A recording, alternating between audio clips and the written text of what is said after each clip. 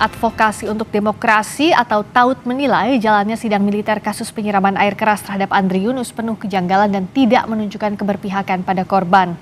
TAUD menilai proses sidang militer terhadap 4 prajurit TNI yang menjadi terdakwa penyiraman air keras tidak mencerminkan proses hukum yang adil dan transparan. TAUD menyoroti sejumlah pernyataan majelis hakim yang dinilai tidak berpihak pada korban, termasuk saat menanggapi pemilihan wadah air keras yang dianggap amatir dan lucu-lucuan. Menurut TAUD, pernyataan tersebut justru menunjukkan bahwa pengadilan militer lebih mementingkan perlindungan institusi dibanding pencarian keadilan bagi korban.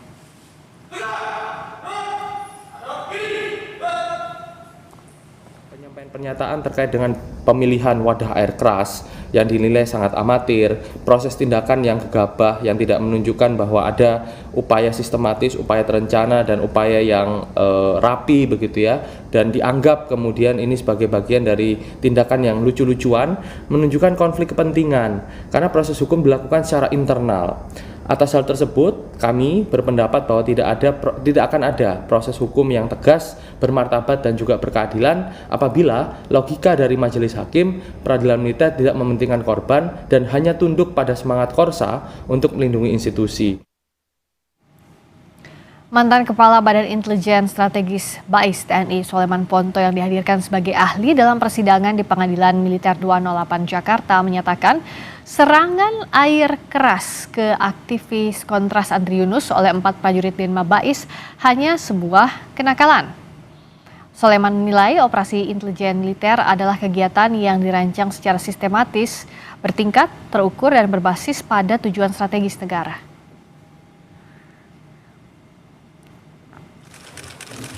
Korban pun nggak tahu akan ada di mana, dan siapapun yang berbuat kita tidak akan pernah tahu. Kalau itu dilakukan betul-betul oleh BAIS yang terlatih itu tadi. Tapi ketika saya dengar ini ya wajar. Makanya saya bilang kenakalan anak-anak Denma yang nakal itu aja. Bongkar dalangnya. Nah ini kan kita kan jadi terframing itu. Harus pasti ada dalangnya nih. Tidak mungkin karena 3 perwira ini. 3 perwira tidak mungkin kalau tanpa jalur komando, tanpa rantai komando, tanpa perintah di atas. Ya inilah kalau orang tidak tahu intelijen itu apa. Dari awal saya bilang kalau itu operasi intelijen kita tidak akan pernah ada di ruangan ini. Yang berbuat tidak akan pernah diketahui. Yang korbannya pun entah akan ada di mana. Karena apa? Untuk sejak target, kalau kita ikuti tadi, mulai dari menentukan target dari awal perencanaan itu sangat-sangat detail. Lalu bagaimana menilai motif para terdakwa, bagaimana membacanya, kita akan ulas bersama psikolog forensik yang juga jadi ahli dalam sidang teror air keras, Mas Reza Indragiri. Selamat malam, Mas Reza. Selamat malam, Assalamualaikum. Waalaikumsalam warahmatullahi wabarakatuh. Bicara soal membaca motif, membaca validitas dendam ini seperti apa sih Mas Reza dalam kasus penyiraman air keras terhadap Andri Yunus? Di balik perilaku jahat manusia sesungguhnya hanya ada 2 kemungkinan motif. Apakah itu motif emosional ataukah motif instrumental? Kata dendam itu mengarahkan kita pada kemungkinan yang pertama yaitu motif emosional. Nah kalau ditanya apakah terdakwa itu punya motif emosional atau motif instrumental, saya tidak tahu. Itulah sebenarnya dilakukan persidangan untuk menguji, untuk menentukan motif apa sesungguhnya yang bermain-main di kepala masing-masing terdakwa. Ya. Saya tidak akan pukul rata dengan mengatakan bahwa seluruh terdakwa memiliki motif yang sama.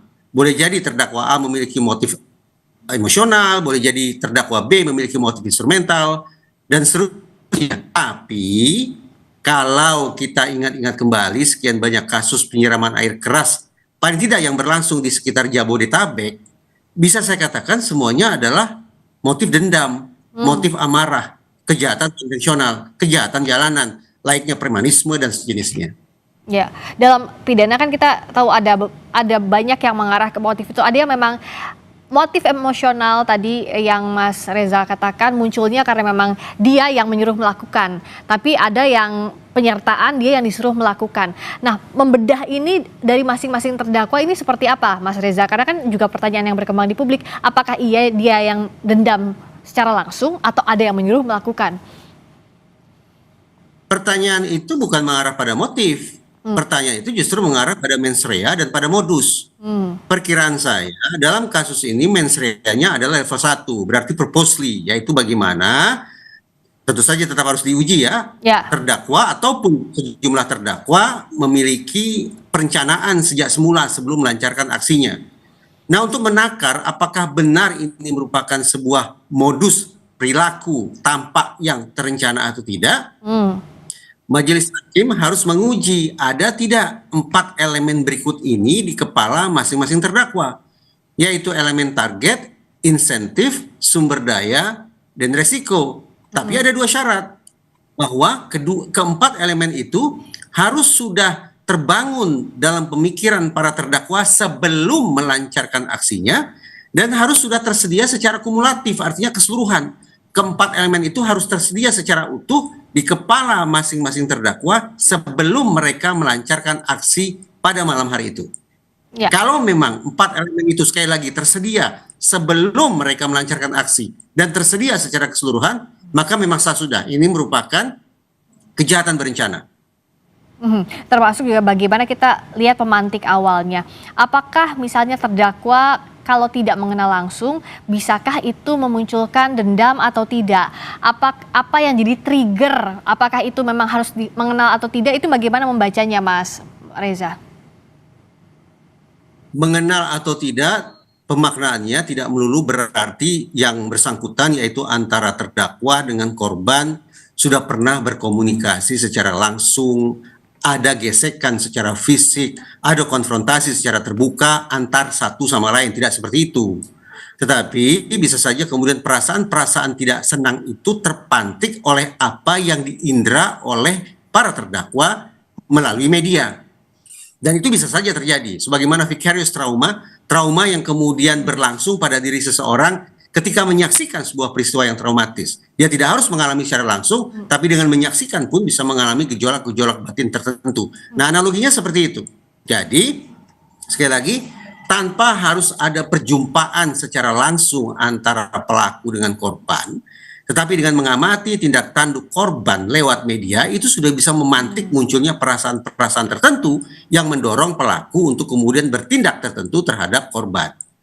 Walaupun saya katakan juga begini di persidangan, seandainya kita menyaksikan bahwa dari sekian ratus ribu prajurit TNI, kenapa 2 orang ini yang melakukan serangan terhadap Andrianus, kenapa yang lain tidak? Kalau pertanyaan itu muncul, maka saya sampaikan kepada majelis hakim bahwa sudah memang permasalahan ini sepatutnya tidak dipahami hanya dengan membingkai antara terdakwa dan korban semata, tidak.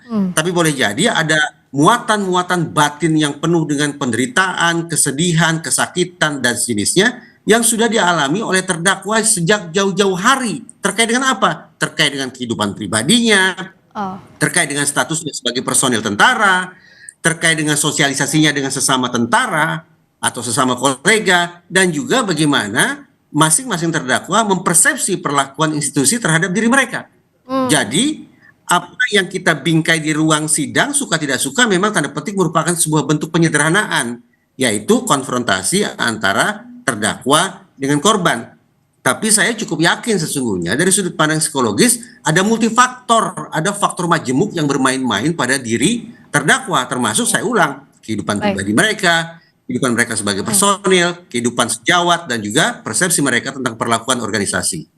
Jadi artinya bicara soal pribadi, bisa jadi konteks institusi itu adalah terkait dengan latar pribadi masing-masing terdakwa. Tidak bisa dipisahkan juga, misalnya apakah pribadi saja ataukah institusi saja, begitu ya Mas Reza? Tepat, karena kita semestinya semua bersepakat tidak ada makhluk satupun di muka bumi ini, tidak ada manusia satupun di muka bumi ini yang hidup sendirian dalam sebuah ruang vakum, dalam tabung yang tertutup rapat, tidak ada. Setiap orang tentu berinteraksi satu sama lain dengan lingkungannya. Nah, interaksi dengan lingkungan itu bisa berlangsung di rumah, di masyarakat, di kantor, dan seterusnya. Nah, sayang beribu sayang, dalam setiap persidangan pidana termasuk yang satu ini, memang kecenderungan proses pidana saya potret sebagai proses yang oversimplistis, menyederhanakan, menganggap bahwa perbuatan terdakwa dalam kasus ini adalah semata-mata karena terprovokasi oleh perilaku korban. Itu masuk akal untuk diteliti, itu relevan untuk didalami, tetapi saya sesungguhnya ingin mengatakan ada faktor majemuk, ada 4 dimensi yang sepatutnya juga ditelaah guna memahami secara lebih utuh tentang tindak tanduk masing-masing terdakwa. Dan apa pula yang nantinya membedakan apakah ini kejahatan yang muncul karena hal yang proaktif dari diri pelaku atau dia reaktif action terhadap sesuatu, Mas Reza? Pertanyaan itu pula yang dalam redaksional berbeda diajukan oleh majelis hakim. Saya katakan sesungguhnya ada inventory, ada instrumen untuk mengecek apakah pelaku pidana itu memproses atau memaknai situasi, kemudian meresponnya dengan proactive thinking skill ataukah dengan reactive criminal skill. Kurang lebih semacam itu. Nah, dari narasi yang saya simak di media, saya tidak tahu bagaimana sesungguhnya proses persidangan itu berlangsung, tapi dari narasi yang saya simak di media, terdakwa ini mengaku bahwa mereka terprovokasi. Perasaan marah mereka terpantik oleh tindak tanduk korban, yaitu Andri Yunus, yang dikabarkan menggeruduk rapat tertutup pembahasan revisi Undang-Undang TNI. Dengan narasi sedemikian rupa, maka sesungguhnya ini lebih mengarah pada reactive criminal thinking skill. Bagaimana masing-masing terdakwa boleh jadi menyikapi situasi karena terlebih dahulu ada sebuah provokasi. Jadi kalau tidak ada sebuah provokasi, tidak ada peristiwa pendahuluan, mereka tidak akan menampilkan kekerasan. Inilah bentuk reactive criminal thinking skill, bukan proactive criminal thinking skill. Oke. Dengan kira kalau misalnya melihat membaca oh ini adalah reaktif, bisakah ini akan mengarah kepada tadi apakah ada mens reanya betul niat untuk melakukan tindak pidana ini termasuk juga modus dan sebagainya, tolak ukurnya apa ya Mas kalau dari sisi psikologi forensik? Nah, ini juga kemarin yang coba saya sampaikan ke persidangan. Saya tidak akan menggunakan kata meluruskan, tapi saya akan ingin mengatakan bahwa ada perbedaan cara pandang antara sarjana hukum dengan sarjana psikologi dalam memahami istilah-istilah tersebut. Motif, yaitu latar belakang mengapa seseorang melakukan tindak pidana. Tadi saya katakan ada motif emosional bersangkut paut dengan perasaan negatif, ada pula motif instrumental untuk mendapatkan manfaat tertentu. Kemudian mens rea tidak berbicara tentang jenis sebagaimana motif, mens rea berbicara tentang tingkatan, yaitu tingkatan kesadaran seseorang ketika melakukan suatu perbuatan pidana. Ketika majelis hakim tanya ke saya, ini kira-kira mens rea-nya apa? Sesungguhnya saya tidak mau menjawab, karena saya tidak memeriksa para terdakwa. Tapi karena diminta untuk menjawab, maka saya katakan kalau semata-mata mengacu pada pemberitaan di media, dan saya tidak bisa mengecek validitas pemberitaan di media, perkiraan saya ini adalah mens rea tingkat 1. Ini berencana. Tinggal lagi dicek apakah ini berencana dengan tingkat sofistikasi yang tinggi, kecanggihan yang tinggi, seperti halnya kasus cebongan, ataukah ini perencanaan dengan tingkat sofistikasi yang rendah? Demikian saya katakan. Karena itu masih butuh nantinya pencocokan saksi lainnya, ahli, dan proses persidangan ini diharapkan bisa membentuk konstruksi hukum yang membentuk keadilan pada akhirnya. Terima kasih Mas Reza Indragiri. Jadi Mbak Friska, saya simpulkan sedikit ya. Saya di persidangan tidak menyimpulkan apapun. Saya menyampaikan ke persidangan kisi-kisi tentang bagaimana psikologi forensik memaknai dan mengukur apa itu perencanaan, apa itu modus, apa itu mens rea, apa itu motif, dan seterusnya. Jadi tidak menyimpulkan apakah ini terbukti atau tidak terbukti, salah atau tidak, sama sekali tidak. Saya menawarkan kisi-kisi dengan harapan kisi-kisi itu akan dipertimbangkan oleh majelis hakim untuk digunakan nantinya pada saat memeriksa para terdakwa dan membuat putusan tentang nasib mereka.